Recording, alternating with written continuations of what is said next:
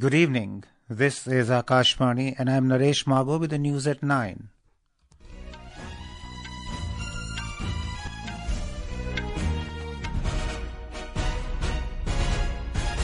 The headlines.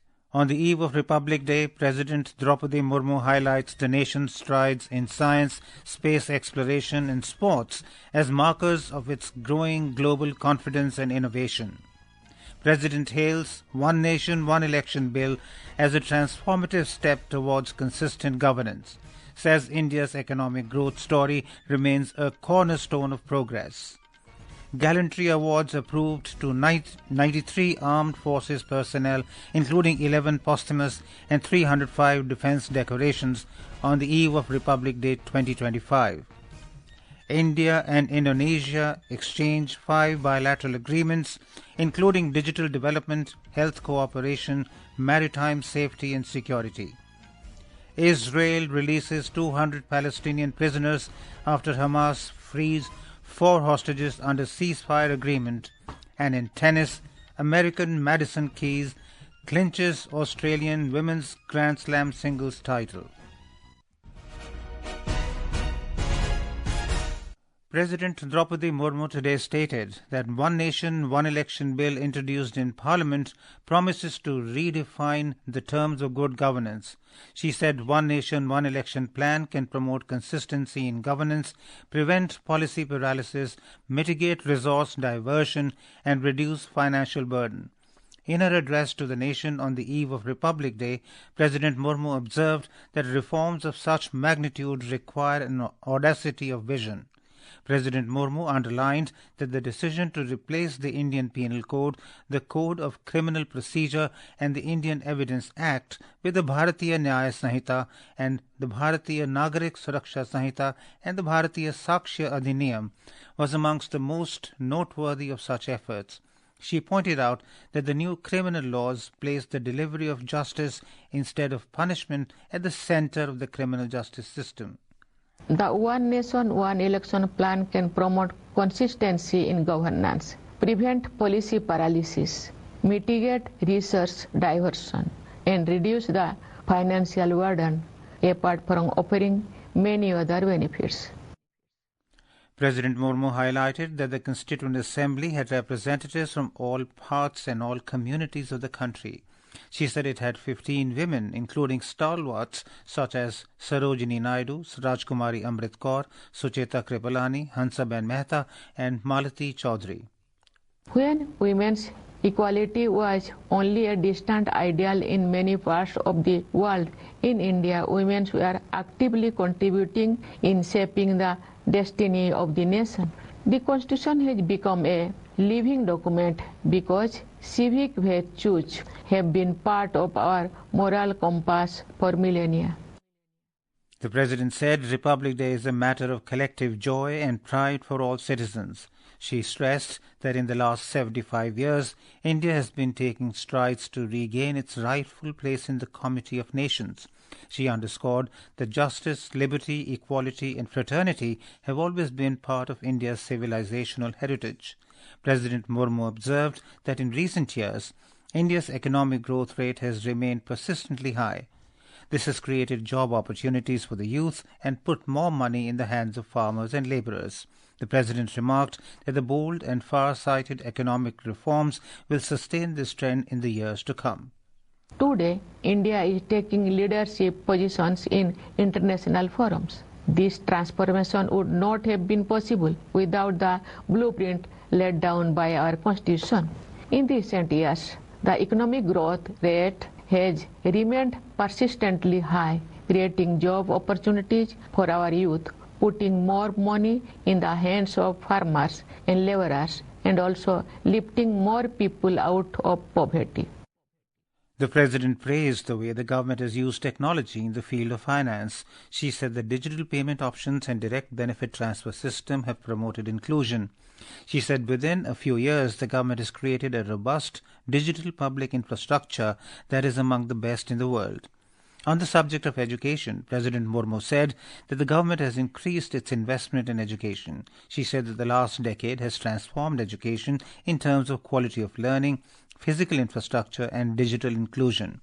President Murmu noted that India is also increasing its participation in cutting-edge research with a series of initiatives. She cited the National Quantum Mission as one such initiative. It aims to create a vibrant and innovative ecosystem in this new frontier of technology. The President also lauded the Indian Space Research Organization for taking giant leaps in space in recent years, including its successful space docking experiments this month. India has now become the fourth country in the world to have this capability. On climate change, the President mentioned two exemplary initiatives by India in this regard. At the global level, India is leading the mass movement called Mission Lifestyle for Environment. President Draupadi Murmu has approved gallantry awards to 93 armed forces and Central Armed Police Forces personnel, including 11 posthumous on the eve of the 76th Republic Day. These include 2 Kirti Chakras, including 1 posthumous, 14 Shaurya Chakras, including 3 posthumous, 1 Bar to Sena Medal Gallantry, 66 Sena medals, including 7 posthumous, and 2 Nau Sena medals Gallantry and 8 Vayu Sena medals Gallantry. Kirti Chakra has been awarded to Major Manjeet and Naik Dilawar Khan posthumous. Kirti Chakra is awarded for valor, courageous action or self-sacrifice away from the field of battle. The President also approved 305 defense decorations to armed forces and other personnel. The nation will celebrate the 76th Republic Day tomorrow. President Draupadi Murmu will lead the nation in celebrating the Republic Day from Kartavya Path in New Delhi. Our correspondent has filed this report.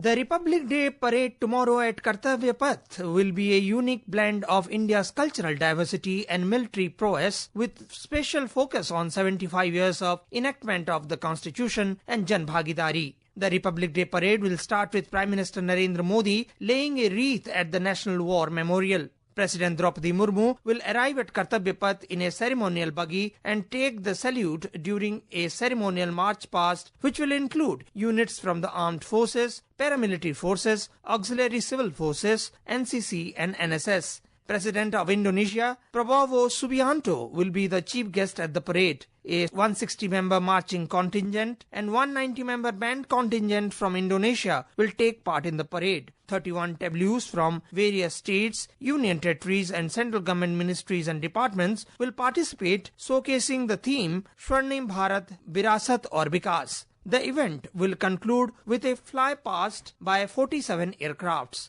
Anupam Mishra, Akashvani News, Delhi. The Delhi Metro will commence its services at 3 a.m. on all lines tomorrow to facilitate the public to reach Kartavya Path to witness the Republic Day ceremony. According to Delhi Metro, trains will operate at intervals of 30 minutes until 6 a.m., after which the regular timetable will be followed for the rest of the day.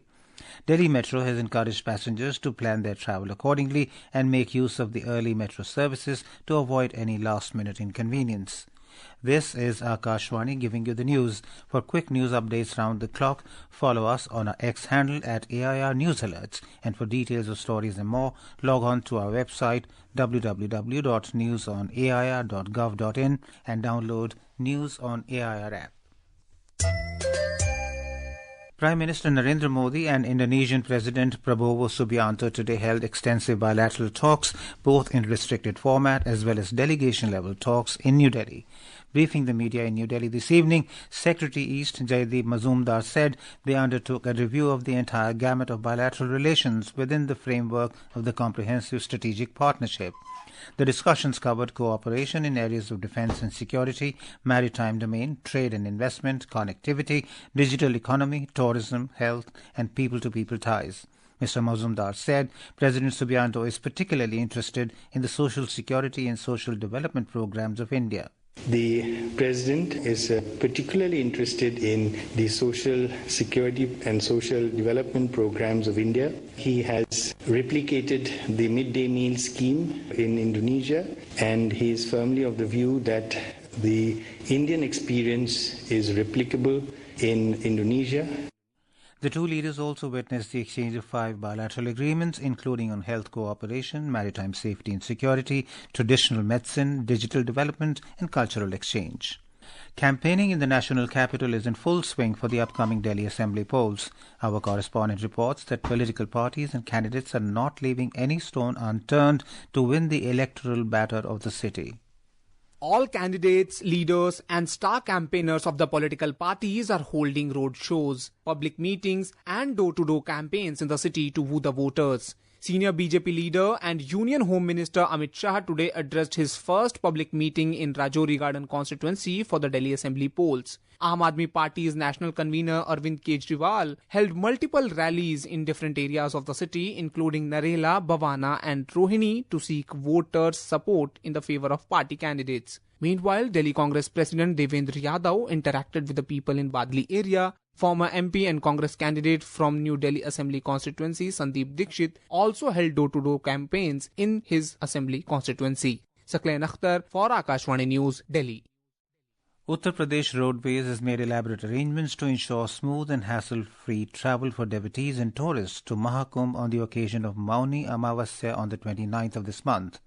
Our correspondent reports that a large fleet of roadways and shuttle buses is operating continuously to help devotees reach their destinations with ease and convenience.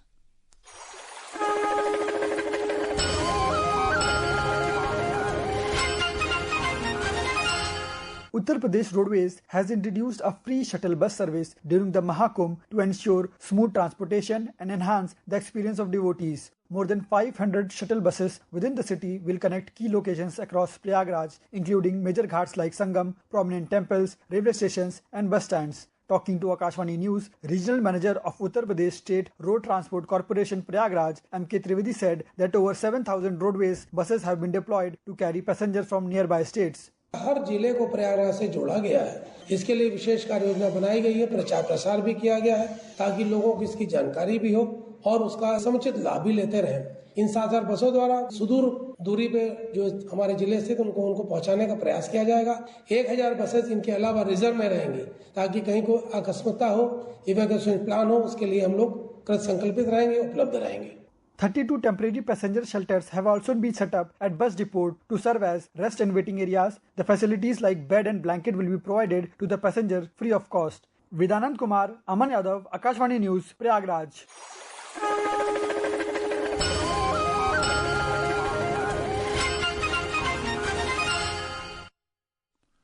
Hamas has released 4 female Israeli soldiers held in Gaza as part of the ceasefire agreement, handing them over to Red Cross officials in Palestine Square in Gaza City.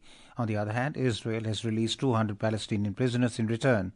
70 Palestinian prisoners arrived aboard buses in Egypt on Saturday after being released from Israel as part of a Gaza ceasefire deal, state-linked Egyptian media reported. The ceasefire halted the war, which began when Hamas attacked Israel on the 7th of October 2023.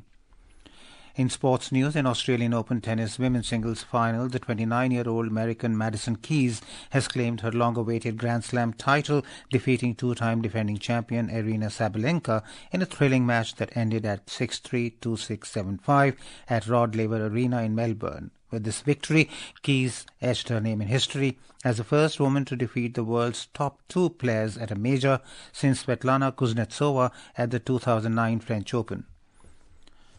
In men's cricket, India were 44 for 2 and 4.2 overs in the second T20 at M.A. Chidambaram Stadium in Chennai a short while ago.